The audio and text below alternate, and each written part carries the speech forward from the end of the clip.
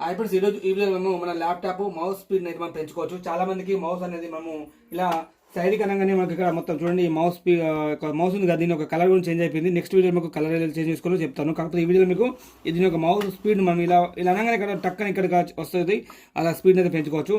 సింపుల్గా మీరు ఏం లేదు, మీ ల్యాప్టాప్లో ఇక విండో ఉంది కదా, విండో పైన క్లిక్ చేసేసి సెట్టింగ్ ఉంది కదా చూడండి, ఈ సెట్టింగ్ పైన క్లిక్ చేయండి. ఓకే, సెట్టింగ్ పైన క్లిక్ చేసిన వెంటనే నెక్స్ట్ ఇక్కడ చూడండి బ్లూటూత్ అండ్ డివైస్ అని చెప్పిందిగా, దీనిపైన క్లిక్ చేయండి. దీనిపైన క్లిక్ చేసిన వెంటనే ఇక్కడ కొంచెం కిందికి స్క్రోల్ చేస్తే ఇక్కడ మౌస్ అని చెప్పుంటే చూడండి, మౌస్ పైన క్లిక్ చేయండి.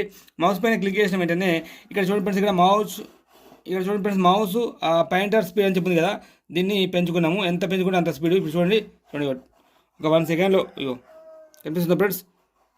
ఇప్పుడు తగ్గిస్తే ఎలా ఉంటుంది చూద్దాం. మొత్తం తగ్గిస్తే చూడండి,